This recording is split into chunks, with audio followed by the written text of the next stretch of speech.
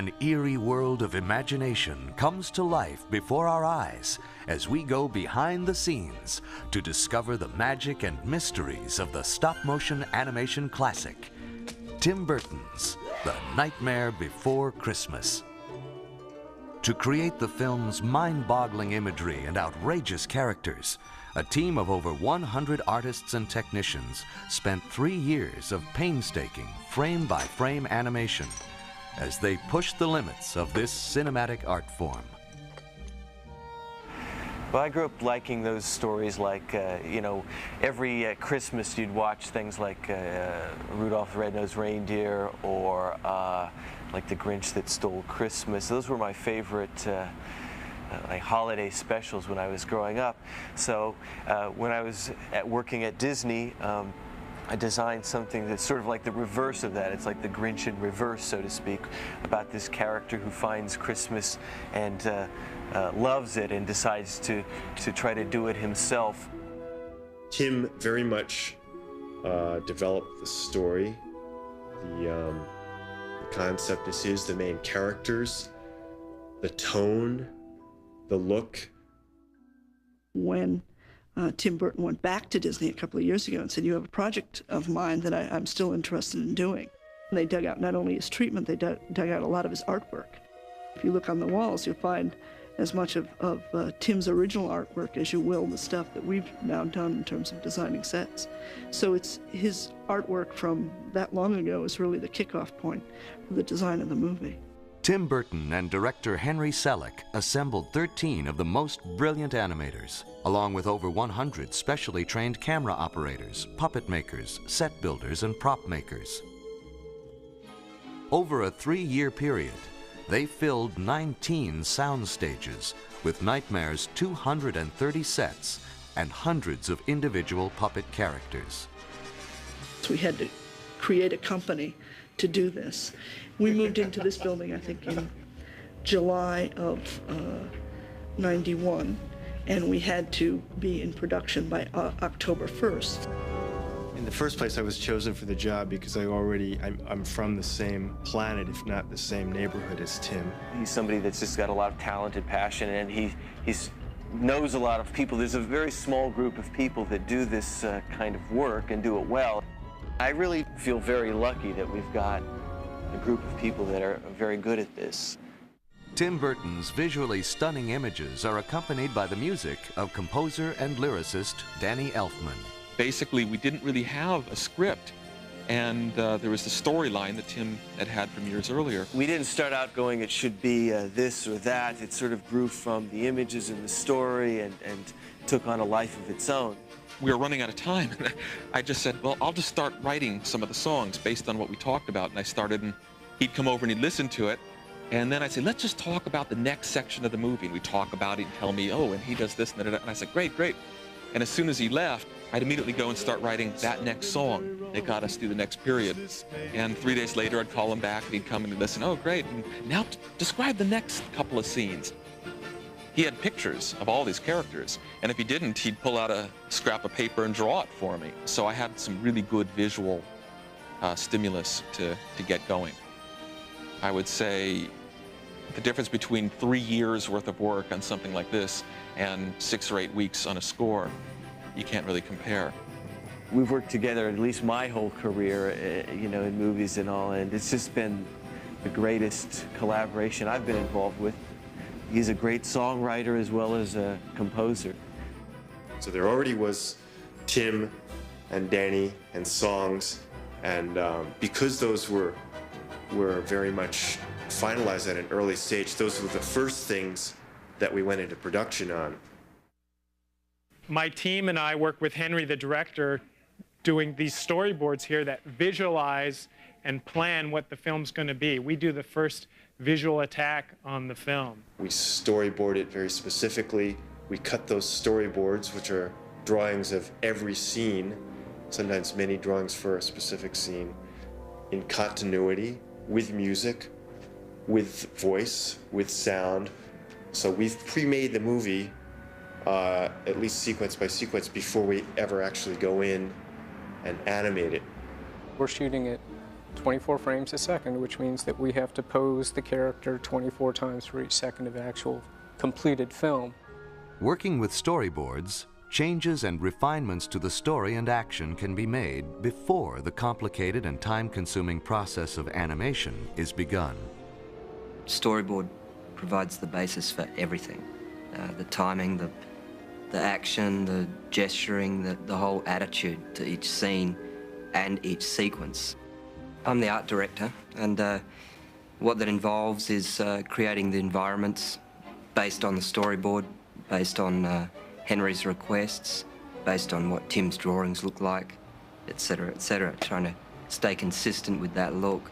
The art direction is very much along the lines of what Tim Burton has done in other films, especially his first short film, Vincent, German expressionist combined with Dr. Seuss. Halloween is very dark. Everything is lots of silhouettes and almost like a black and white movie, really trying to get that style. You go to Christmas Land, everything's bright, vivid color, lots of fast camera moves, trying to get real fun. The real world is very sort of simple. Everything's isometric angles, very regular. All the houses are variations on the same theme. The colors are more pastel. Start doing a lot of sketches, try and get a lot of choices together for Henry. And then Henry comes in and makes his buy, literally. We just pin up 5 or 6 of everything. He has a feeling about what he personally thinks works the best. We combine them, get it down to a couple of alternatives, and then all focus on that. It should be like opening a book, like a pop-up book, or finding an illustration in a storybook that feels like you could fall right into it. Even given that, we're trying to then twist that by putting in weird perspectives, different objects playing against each other in different ways. The art directors wanted to give the sets and characters a look that was reminiscent of the pen and ink illustrations of artists like Ronald Searle or Edward Gorey, with their elaborate textures and cross-hatching. We took sets and actually spread clay on them or plaster, and then scribed lines all over them to give it that sort of etched textural feel, so to make it look almost like a living illustration. Textures, also color. Tim was very specific about it. He said your palette for this town is black, white and orange, and we generate the necessary tools for the set people to maintain that look.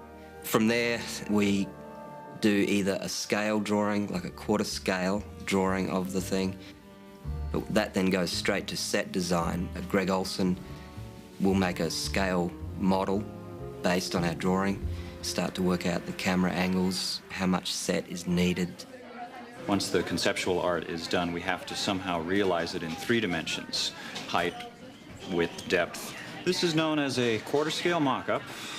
It is a model of the actual set that we're going to build. Obviously, we can't build it full scale at this point. We need something to start with. If this was an actual set, it would be 4 times as large, which means this would be about 24 feet long. For space considerations, we start with something small and simple. We also have to, at this point, decide how we want it to break apart, because it can't fit on one of our stages. So we build into it some specific breaks so that a piece like this could come out. We've been instructed by the animators that they would prefer not to have to reach more than 2.5 feet to get to a puppet. So a number of these pieces are under 2 feet, specifically so that an animator can reach. And where there isn't a 2-foot reach, we sometimes build in trap doors so that they can physically open up a section of the stage, come up, do the animation, close the trap door, and disappear. Then the director can take a director's viewfinder and practice what he wants to see on film. And if the director likes it, then we can actually build this and send it through the paint shop, the model shop, who will do all the detailing, and then it'll end up out on one of our stages. Although the sets were built in miniature, they were lit as if they were full-size movie sets. but using smaller lighting instruments. Many of the scenes required as many as 20 to 30 different lights to create the dramatic effects. What we're trying to avoid is looking like we're doing tricks. Coupled with that, trying to keep some style to it. The biggest challenge on the show, I'd say it's keeping it consistent. There's 8 camera crews. One of the things that we are pushing the barrier with is a lot of motion control camera moves. So that means big, sweeping camera moves going through the scene as the characters act out. Particularly during songs, it's a lot of fun as an animator to be able to work on stuff like that because it makes your shots look more like a live action film, more fun. I'll talk to the director and he'll tell me what the action is and he'll give me an idea where he wants the camera. And then what I'll do is I'll take my motion control camera, which has all these different axes. It has track that'll take it in and out. It has swing, which will swing it around on this axis. It has a boom arm that takes it up and down. And then right here on the head, it also has a pan and a tilt and its own roll, and sometimes even a focus if I need to do that. So all those axes are programmed for the shot. Now here it is, we've given it 2 positions. Now the computer's going to compose the move for me. I've given it its start position, I've given it its end position. It'll use those 3 axes, the track, the boom, and the pan, and they're all going to play back in a way that will be hopefully pleasing to the director. Here it goes. As you see now, I'm getting my frame count here. Here's the whole move from frame 1 to 100. Basically, it's a lot of communication between me and the animator, and we tweak with it. We have about 3 days to do this, to get the shot ready to go before the animator has to take over the shot. Surprised, aren't you? I knew you would be. The sculpture department was about 3 or 4 folks doing all the characters. We get drawings of the characters that the art department puts together, and then we sculpt them in oil-based clay. The oil-based clay is just the easiest because it's just very versatile and it can be smoothed out with alcohol, and it has to be a soft medium, something pliable that when it's molded, we can use a hard mold plaster and it won't rip up the mold, and we can put the soft foam rubber into the same mold and it'll pull out. Each puppet has an armature inside it, which is basically a ball and socket, which enables you to move a puppet like these. We usually get a sculpture or a drawing, a front view and side view, and then we'll determine where the joints are supposed to be. Usually the joints are one of 2 different types. There's ball joints and then there's hinges. Ball joints are like in his neck here.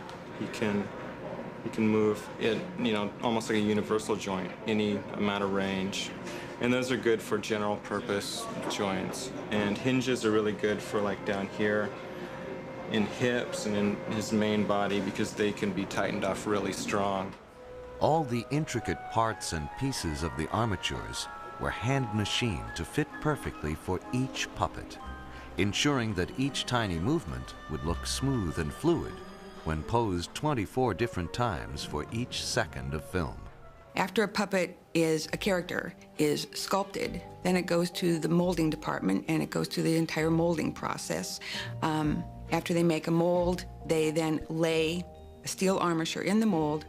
The mold gets injected with a foam latex material that covers the armature. It's then baked out in an oven, taken out of the mold, and brought up to fabrication. From that point on, that puppet belongs to myself and my crew, the puppet fabrication department. We put the different paint jobs or clothing, hair, fur, everything else that gives the puppet its full character, and then it goes out for animation. This movie will have approximately 60 individual characters. We will make as many as 3 to 4 duplicates of many of those characters. So the total number of puppets of this film is closer to 200. We have as many as 20 stages going at once, as many as 15 animators working at once. One animator's working with Jack climbing a tower, and another's working with Jack walking through the woods, and a third's working with Jack singing out in the streets. The Nightmare Before Christmas brings to the screen dazzling stop-motion imagery, unprecedented in its scope and technical achievement. I think just the characters and the feel and the look of them, it pretty much, I think, had to be animation. Here, let me show you. Stop-motion animation is a process whereby we take a puppet like this and we move them a little bit. Take your hand away, take a picture. We move them a little bit more. Take the hand away, take a picture. We repeat that. Picture, picture. We develop the film and we play it back, and without my hand being involved at all, his arm's gonna swing around like this. It's a way to bring inanimate objects, objects that aren't alive, to life. To complete just 1 minute of finished film takes an entire week of shooting. It requires, in my opinion, quite an artist and a technician, and that's a hard combination to find.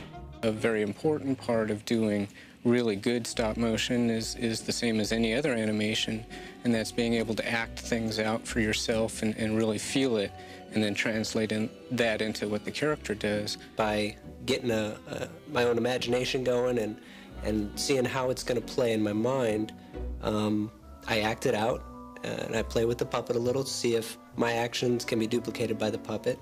And if they can, then I talk to Henry, the director, and see if he likes it. They'll memorize it with their body, act it out several different ways. I'll act it out for them. We go back and forth and arrive on something. Down, takes it up, looks, there's something in there, huh? Reaches inside, gets bit, and then fixes it on, and leans in just as they finish. Christmas time. Now. I think a lot of animators, stop-motion animators and 2D animators also, are just frustrated actors and possibly shy actors like myself who, wouldn't want to get in front of the camera. And so it's kind of the nice sense to be able to let people see you, but not really see you. I get to hide behind puppets. We know the basic blocking. We know the length of the scene within a few frames.